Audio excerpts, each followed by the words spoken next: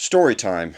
And the story has a lesson in it, but ultimately, if I don't tell this type of story, nobody else will, because it's not one of the glorious action packed, look at us, look at me, what we've accomplished, none of that stuff. It's more about, I guess, lessons learned over time in the early years of the global war on terror.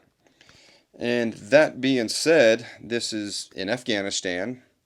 And when anytime Iraq and Afghanistan, as soon as you would leave your compound, your fob, air base, or whatever, it's getting reported. Hey, 3 trucks just drove out and they're headed down MSR Hawaii or Route 1 or whatever. Everything's getting relayed, and they could like battle track you as you're going through. And by battle tracking, I'm talking about the enemy. I'm not talking about us.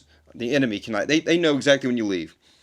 Well, in Afghanistan, you got a lot of cover you can work with as far as mountains and all that different stuff. So early on, and throughout the entire time we were over, this happened nonstop. We would fly out in helicopters. And on this particular mission, we were going to set up some type of data collection, SIGINT type stuff. And we had these cool, fancy guys with us that had these little devices. We were going to go and place them, but it was kind of masked under we were conducting a raid on a small little location that they had some bomb making materials or whatever type of concoction that they pitched us in the op order, the brief or whatever. Well, we would fly out in Chinooks and we would go and land in all different places. And when we were landing, you're creating a dust off, kind of setting up diversions. And this has gone on for even since before I ever deployed, and it was going on probably still to this day. I don't see why it would have changed. But anyways, the whole purpose was to get to the location undetected so we can emplace the equipment, follow on with a little raid. Okay. Well, we fly out, we land, sit in the spot for like 5 minutes. It's just dusting out everything because you got the moon dust in Afghanistan. We went to a few different spots. But simultaneously, there's 3 other birds with different squads on each bird to getting ready to do the same thing. And we were going to land on one side of a mountain, had to walk up over the mountain down into the location, right? And we were going to link up with one team, 2 team, blah, blah, blah. Well, anyways, we land, dust out or whatever, walk out. We head out and we got to walk over the mountain. And mind you, during this time frame, we didn't have TAC systems. We didn't have any of the cool little devices where we're connected to all these networks or anything like that. I had like a Garmin and like a Dagger, right? And the Garmin, this is early, so anytime you had any type of interference, like your Garmin wristwatch or the 401, you couldn't pick up no signal. So I'm like sitting here, man, they said we were going to land here, but are we going to land there? Or whatever the case may be. Anyways, we get kicked out. All right, here we go. This is it.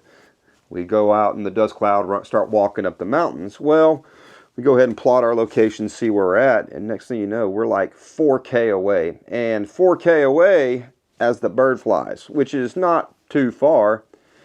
But then all of a sudden I flip my nods down, and I'm like trying to scan because the dust is cleared out, and you can't see nothing under, when it's dusted out, you can't see nothing under your nods. Flip my nods down. Well, I say nods. I had like a PVS 7, which is like 2 into 1. So I flip my nod down. Comes down, and it's just like this one little monocular. Anyways, and I'm like looking around, like, man, what is this? What's this darkness all in front of me? I turn around, I can see lights kind of in some village way behind me. And I look up, and I'm like, holy crap. And I look up, it's a mountain. And then I look to my right, and it just kept going. And I look back down, I'm like, fuck. Okay. Talk to my team leader over there, because I think I was a specialist at this time frame.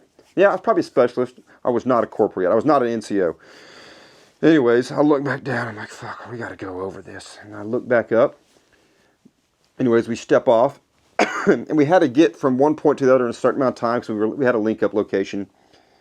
And I just remember walking up halfway up this mountain and just thinking to myself, I'm like, oh my gosh, I am out of shape. But mind you, I was in damn good shape. All of us were. We get up halfway up the mountain, and I'm just like sucking. We weren't even halfway. There's no way at that point telling how far up your mountain, because it's just blacked out. you're just not quite hands on your feet, but you're walking and you're like kind of like grabbing onto like stuff just to move around. And the whole purpose was so we could get into location undetected, so we could place these. They get these freaking little boxes placed in different locations, so they could triangulate whoever or whatever they were doing. Well, we get down to the point, entire suck fest going up and over. We get to the other side, we link up, but I just remember like my legs feeling like jello. And in our pack, we're like loaded down because this was after like Red Wings and stuff happened, and everybody was like knee-jerk reaction, and everything was super like, hey, you're carrying this, you got this, you're bringing this, all this different stuff. And I get down there, and I'm looking around, and I'm just like, man, I am out of shape. How are we going to conduct a raid when I'm sucking eggs?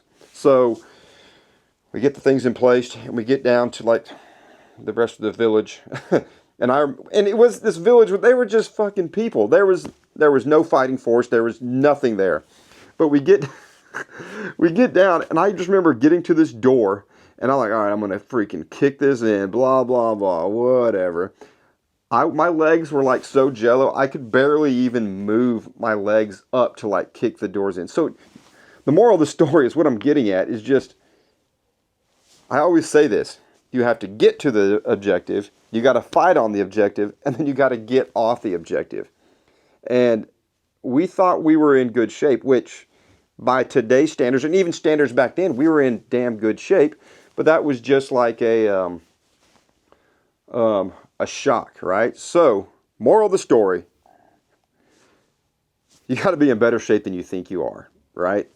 And no matter the amount of training that you put into it, you're never actually prepared physically for what could occur, because we never trained, hey, we're going to go walk all the way up this mountain, all the way down, through the darkness, under nods, blah, blah, blah. That was not something that was ever trained leading up to that point. And that's not saying anything negative about where I came from, but what it is saying is that I guess we developed over time, and training plans changed, because we were like, no, I'm not saying we were like the forefathers or anything like that, but we were paving the way for, I guess, TTPs or physical fitness plans. Because after that deployment, I'll tell you what, we were doing stair steppers and rucks and all sorts of other crazy stuff, because we were just completely like smacked in the chest on that one.